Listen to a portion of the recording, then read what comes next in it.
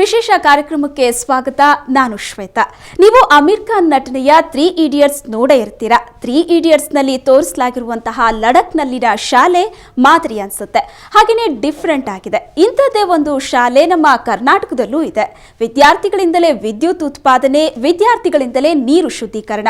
ಆ ಶಾಲೆ ಯಾವುದು, ಎಲ್ಲಿದೆ? ಇದೇ ಇಂದಿನ ವಿಶೇಷ ಇಡಿಯಟ್ ಸ್ಕೂಲ್.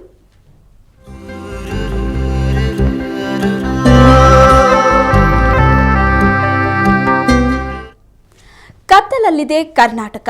ಆದರೆ ಕೋಲಾರ ಜಿಲ್ಲೆ ಮುಳಬಾಗಿಲು ತಾಲೂಕಿನ ಊರಿಕುಂಟೆ ಮಿಟ್ಟೂರಿನ ವಿದ್ಯಾರ್ಥಿಗಳಿಗೆ ಮಾತ್ರ ಕರೆಂಟ್ ಇರಲಿ ಇಲ್ಲದೇ ಇರಲಿ, ವಿದ್ಯಾಭ್ಯಾಸಕ್ಕೆ ಮಾತ್ರ ಸದಾ ಲೈಟ್ಸ್ ಆನ್. ಯಾಕಂದ್ರೆ ಇಲ್ಲಿರೋದು 3 ಇಡಿಯಟ್ಸ್ ಚಿತ್ರದಲ್ಲಿರುವಂತಹ ರಾಂಚೋ ಮಾದರಿಯ ಶಾಲೆ.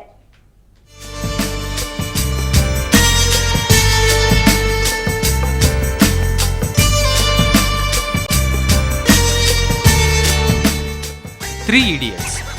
ಅಮೀರ್ ಖಾನ್ ನಟನೆಯ ಈ ಚಿತ್ರದಲ್ಲಿ ಅಮೀರ್ ಬೇರೆಯವರಿಗೋಸ್ಕರ ಎಂಜಿನಿಯರಿಂಗ್ ಓದ್ತಾನೆ. ಬಳಿಕ ಸ್ನೇಹಿತರಿಂದ ಆಪ್ತರಿಂದ ದೂರವಾಗಿ ಲಡಕ್ನಲ್ಲಿ ಒಂದು ಶಾಲೆ ನಡೆಸಿಕೊಂಡು ಲೈಫ್ ಲೀಡ್ ಮಾಡ್ತಿರ್ತಾನೆ.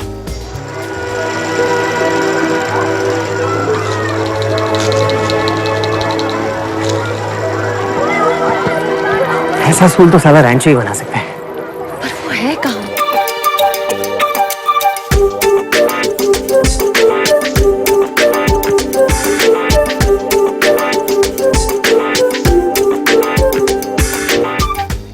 ರಾಂಚೋನ ಈ ಶಾಲೆಯಲ್ಲ, ಒಂದು ವಿಶಾಲವಾದ ಪ್ರಯೋಗಾಲಯ. ಈ ಲ್ಯಾಬೊರೇಟರಿಯಲ್ಲಿ ಕೆದರಿದ ಕೂದಲು ಬಿಟ್ಟುಕೊಂಡು, ಕಣ್ಣಿಗೆ ಸೋಡಾ ಬುಡ್ಡಿ ಅಂಟಿಸಿಕೊಂಡು ಅದೇನೋ ಕಂಡುಹಿಡಿಯೋದ್ರಲ್ಲೇ ಜೀವನದ ಅಂತಿಮ ಘಟ್ಟದಲ್ಲಿರೋ ವಿಜ್ಞಾನಿಗಳಿಲ್ಲ. ಈ ಶಾಲೆಯಲ್ಲಿ ಓದೋ ವಿದ್ಯಾರ್ಥಿಗಳೇ ವಿಜ್ಞಾನಿಗಳು. ತಮ್ಮ ಅನುಕೂಲ, ಅವಶ್ಯಕತೆಗೆ ಏನೆಲ್ಲ ಬೇಕೋ ಅದನ್ನೆಲ್ಲ ತಾವೇ ತಯಾರಿಸಿಕೊಂಡಿದ್ದಾರೆ.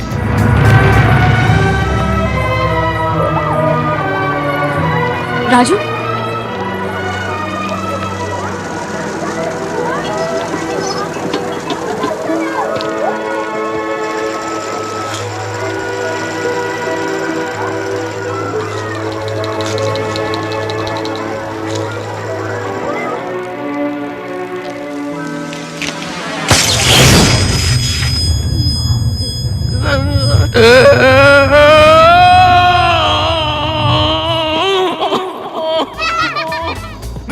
ಇದು ಫಿಲ್ಮ್ನಲ್ಲಿ ನೀವು ನೋಡಿದ ಸ್ಕೂಲ್. ಆದರೆ ಇಂಥದ್ದೇ ಒಂದು ಮಾದರಿ ಶಾಲೆ ಕೋಲಾರದಲ್ಲಿದೆ. ಮುಳಬಾಗಿಲು ತಾಲೂಕು ಊರಿಕುಂಟೆ ಮಿಟ್ಟೂರಿನ ಕೋದಂಡರಾಮಸ್ವಾಮಿ ಪ್ರೌಢಶಾಲೆ. ನಿಜಕ್ಕೂ ಇದು ಮಾದರಿ ಶಾಲೆ. ಇಲ್ಲಿನ ವಿದ್ಯಾರ್ಥಿಗಳು ಕರೆಂಟ್ ಇರಲಿ ಇಲ್ಲದಿರಲಿ ವರಿ ಮಾಡ್ಕೊಳ್ಳೋದಿಲ್ಲ. ಯಾಕೆಂದ್ರೆ ಓದೋಕೆ ವಿದ್ಯಾರ್ಥಿಗಳು ಸೋಲಾರ್ ಪವರ್ನ LED ಲ್ಯಾಂಪ್ಸ್ ಬಳಸ್ತಾರೆ. ಸ್ಕೂಲಲ್ಲೇ ಚಾರ್ಜ್ ಮಾಡೋದು, ಮನೆಯಲ್ಲಿ ವಿದ್ಯಾಭ್ಯಾಸದ ವೇಳೆ ಬಳಸೋದು.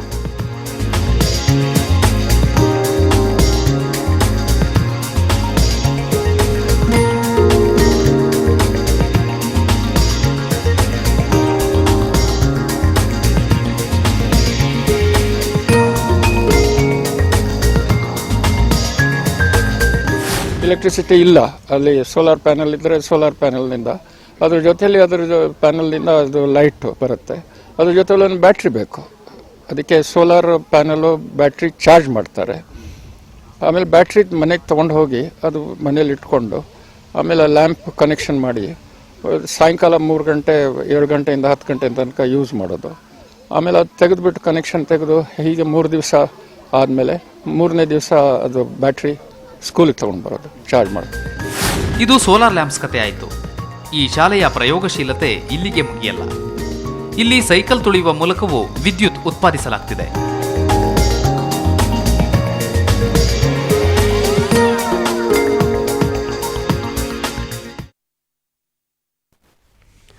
ಸೋಲಾರ್ ಪವರ್ ಬಳಕೆ ನೋಡಿದ್ರಿ. ಈ ಶಾಲೆಯಲ್ಲಿ ವಿದ್ಯಾರ್ಥಿಗಳು ಸೈಕಲ್ನ ತುಳಿದು ಕರೆಂಟ್ನ ಉತ್ಪಾದಿಸ್ತಾರೆ. ಸೋಡಿಸ್ ಪದ್ಧತಿಯನ್ನ ಬಳಸಿಕೊಂಡು ಕಲುಷಿತ ನೀರನ್ನ ಶುದ್ಧೀಕರಿಸಿ ಕುಡಿತಾರೆ. ತಮ್ಮ ಮನೆಗಳಲ್ಲೂ ಇದನ್ನ ಅಳವಡಿಸಿಕೊಂಡಿದ್ದಾರೆ ವಿದ್ಯಾರ್ಥಿಗಳು.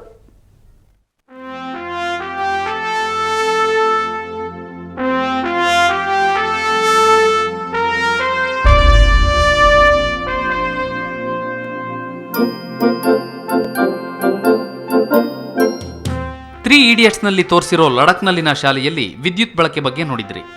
ಸೈಕಲ್ ತುಳಿದು ಮಕ್ಕಳು ಏನೆಲ್ಲ ಮಾಡಿದ್ರು ಅದನ್ನು ನೋಡಿದ್ರಿ. ಇಂಥದ್ದೇ ರೀತಿಯಲ್ಲಿ ಇನ್ನಷ್ಟು ಮುಂದುವರೆದಿರೋ ನಮ್ಮ ಕನ್ನಡ ನಾಡಿನ ಮಕ್ಕಳು ಸೈಕಲ್ ತುಳಿದು ವಿದ್ಯುತ್ ಉತ್ಪಾದಿಸ್ತಾರೆ. ಅದೇ ಕರೆಂಟ್ನಿಂದ ಬೆಳಕು ಮೂಡಿಸ್ತಿದ್ದಾರೆ.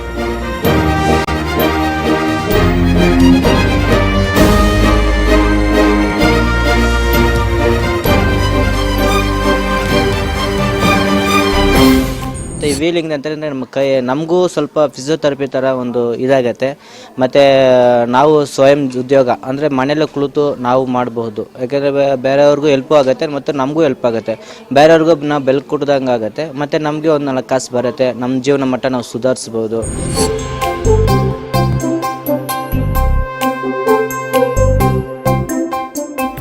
ಸೈಕಲ್ ತುಳಿದು ಬೇಜಾರಾದರೆ ಕೈಗಳಿಂದಲೂ ಸೈಕಲ್ ತಿರುಗಿಸಬಹುದು. ವಿಶೇಷವಾಗಿ ವಿಕಲಾಂಗರಿಗೆ ಇದು ಸಹಕಾರಿ. ಹೀಗೆ ಸೈಕಲ್ಗಳಿಂದ ಜನರೇಟ್ ಆದ ವಿದ್ಯುತ್ ಬ್ಯಾಟರಿಗಳಿಗೆ ಶೇಖರಣೆಯಾಗುತ್ತೆ. ಅದನ್ನು ಬಳಸಿಕೊಂಡು LED ಲೈಟ್ಗಳನ್ನು ಹೊತ್ತಿಸಬಹುದು.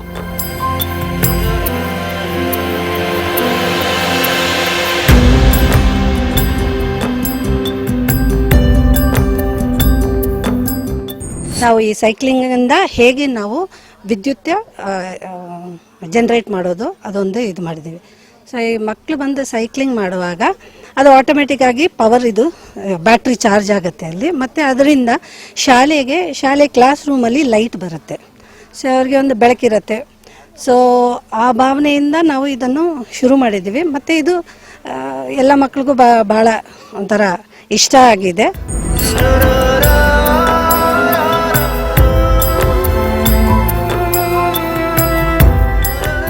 ಇನ್ನು 3 ಇಡಿಯಟ್ಸ್ನ ರಾಂಚೋ ಶಾಲೆಗೂ ಮೀರಿಸಿರುವ ಇಲ್ಲಿನ ವಿದ್ಯಾರ್ಥಿಗಳು ಕುಡಿಯುವ ನೀರನ್ನು ತಾವೇ ಶುದ್ಧೀಕರಿಸಿಕೊಳ್ತಾರೆ.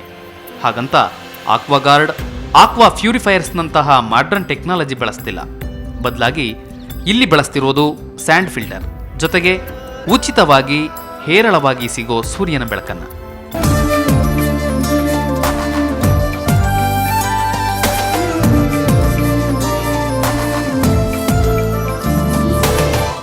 ನೀರು ಅದೆಷ್ಟೇ ಕಲುಷಿತವಾಗಿರಲಿ, ಕಾಣುವ ಕಸವನ್ನ ಸ್ಯಾಂಡ್ ಫಿಲ್ಟರ್ ತೆಗೆದುಹಾಕುತ್ತೆ. ಇನ್ನು ಕಣ್ಣಿಗೆ ಕಾಣದ ಕಲ್ಮಶಗಳನ್ನು ತೆಗೆಯೋದು ಹೇಗೆ? ಅದಕ್ಕೆ ಈ ವಿದ್ಯಾರ್ಥಿಗಳು ಕಂಡುಕೊಂಡ ಪರಿಹಾರ ಸೋಡಿ ಸಿಸ್ಟಮ್. ಈ ಸೋಡಿ ಸಿಸ್ಟಮ್ ಅಂದರೆ ಜಾಸ್ತಿ ತಲೆ ಕೆಡಿಸ್ಕೊಳ್ಬೇಡಿ. ಈ ಚಿತ್ರ ನೋಡಿ ಅರ್ಥ ಆಗುತ್ತೆ.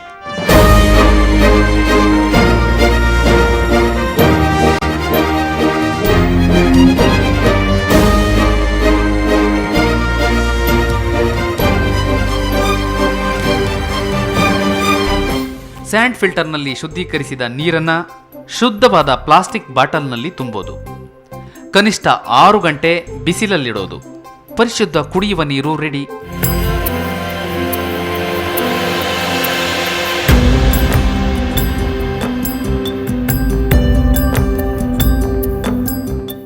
ಈ ಒಂದು ಸೋಡಿಸ್ ಟೆಕ್ನಾಲಜಿ ಏನಿದೆ, ಇದಕ್ಕೆ ಹಣ ಜಾಸ್ತಿ ಖರ್ಚಾಗೋದಿಲ್ಲ. ಕೇವಲ ಸೂರ್ಯನ ಒಂದು ಕಿರಣಗಳಿಂದ ನೀರು ಪರಿಶುದ್ಧ ಆಗುತ್ತೆ. ಒಂದು 5-6 ಗಂಟೆ ಆ ಥರ ಬಾಟಲ್ ಇಡೋದ್ರಿಂದ ಮತ್ತು ಅದು ಮಣ್ಣಿನಿಂದ ಅದು ಪರಿಷ್ಕರಣೆ ಆಗುತ್ತೆ. ಈ ಒಂದು ವ್ಯವಸ್ಥೆಗಳ ಮೂಲಕ ಶಾಲೆ ಒಂದು ಕೇಂದ್ರ ಇಟ್ಕೊಂಡು ನಾವು ಅನೇಕ ಜನಕ್ಕೆ ಉಪಯೋಗ ಆಗುವಂಥ ಚಟುವಟಿಕೆಗಳನ್ನ ತಗೊಂಡಿದ್ದೀವಿ. ಈ ಸೋಡಿಸ್ ಪದ್ಧತಿಯನ್ನ ಯಾರು ಬೇಕಾದರೂ ಎಲ್ಲಿ ಬೇಕಾದರೂ ಅಳವಡಿಸಿಕೊಳ್ಳಬಹುದು.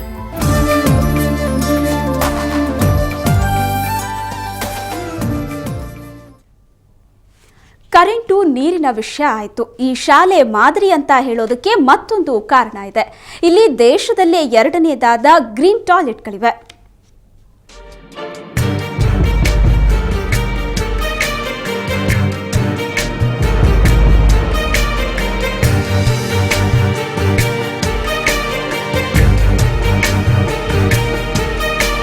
ಇದು ಕೋಲಾರ ಜಿಲ್ಲೆ Mulbagal taluk ಊರಿಕುಂಟೆಮಿಟ್ಟೂರಿನ Kodandaramaswamy ಪ್ರೌಢಶಾಲೆಯಲ್ಲಿರೋ green toilets.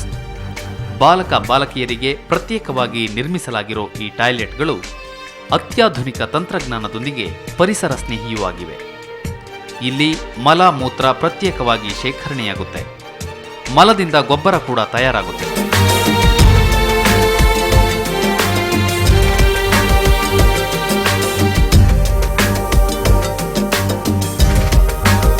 So ಇದರಲ್ಲಿ ಸ್ಪೆಷಲ್ ಏನಂದರೆ ಲಿಕ್ವಿಡ್ ವೇಸ್ಟ್ ಮತ್ತು ಸಾಲಿಡ್ ವೇಸ್ಟ್ ಎರಡು ರೀಸೈಕಲ್ ಆಗುತ್ತೆ. ಲಿಕ್ವಿಡ್ ವೇಸ್ಟ್ ರೀಸೈಕಲ್ ಆಗಿಬಿಟ್ಟು ಫ್ಲಶಿಗೆ ತಿರ್ಗಾ ಬರುತ್ತೆ. ಸಾಲಿಡ್ ವೇಸ್ಟ್ ರೀಸೈಕಲ್ ಆಗಿ ಅದು ಮ್ಯಾನ್ಯೂರ್ ಆಗಿ ಫರ್ಟಿಲೈಸರ್ ಆಗಿ ಫೀಲ್ಡಲ್ಲಿ ಯೂಸ್ ಮಾಡ್ಬೋದಂತ. ಮತ್ತು ಗರ್ಲ್ಸ್ಗಿರುವಂಥ ಟಾಯ್ಲೆಟಲ್ಲಿ ನಾವು ಸ್ಪೆಷಲ್ ವ್ಯವಸ್ಥೆ ಮಾಡಿದ್ದೀವಿ. ಹೆಣ್ಣು ಮಕ್ಕಳಿಗಾಗಿ 2 ಟಾಯ್ಲೆಟ್ಗಳನ್ನು, ಗಂಡು ಮಗುಗಾಗಿ 1 ಟಾಯ್ಲೆಟ್ ಕಟ್ಟಿದ್ದಾರೆ. ಇದು ತುಂಬ ಕಡಿಮೆ ವೆಚ್ಚದಲ್ಲಿ ಖರ್ಚು ಮಾಡಿದ್ದಾರೆ. ಇದು ರೈಲ್ವೆ ಡಿಪಾರ್ಟ್ಮೆಂಟಿಂದ ಮಾಡಿರ್ತಕ್ಕಂಥ ಟಾಯ್ಲೆಟ್ ಅನಿಸುತ್ತೆ ನಮಗೆ. ಇದನ್ನು ಹಿಂದೆ ನಮಗೆ ಬಹಳ ಕಷ್ಟ ಆಗಿತ್ತು, ಹೆಣ್ಣು ಮಕ್ಕಳಿಗೂ ಗಂಡು ಮಕ್ಕಳಿಗೂ. ಟಾಯ್ಲೆಟ್ಗಳು ಇರಲಿಲ್ಲ. ಆಗ ನಮಗೆ ತುಂಬ ಕಷ್ಟ ಆಗ್ತಾ ಇತ್ತು, ಮನೆಗೆ ಹೋಗೋ ಕೆಲಸ ಆಗ್ತಾ ಇತ್ತು. ಒಂದು ತಿಂಗಳಿಗೆ 1 ದಿವಸ ರಜಾ ಹಾಕಬೇಕಾಗಿತ್ತು. ಅದರಿಂದ ನಮಗೆ ಟಾಯ್ಲೆಟ್ಗಳನ್ನು ಕಟ್ಟಿಸಿ ಉಪಯುಕ್ತ ಮಾಡಿದ್ದಾರೆ.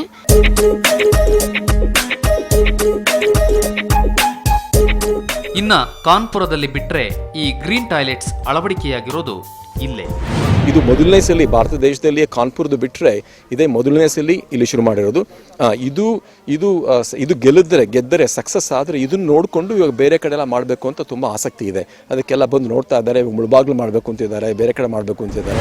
ಕರೆಂಟ್ ಉತ್ಪಾದಿಸಿ, ನೀರು ಶುದ್ಧೀಕರಿಸಿ, ಗ್ರೀನ್ ಟಾಯ್ಲೆಟ್ಗಳನ್ನು ಅಳವಡಿಸಿಕೊಂಡು ಇಂದು ರಾಂಚೋ ಶಾಲೆಯನ್ನು ಮೀರಿಸ್ತಿರೋ ಈ ಶಾಲೆಯ ಖ್ಯಾತಿಯ ಮೂಲ ಕಾರಣ ಬೆಂಗಳೂರಿನ ಯೂತ್ ಫಾರ್ ಸೇವಾ ಎಂಬ ಸ್ವಯಂ ಸೇವಾ ಸಂಸ್ಥೆ.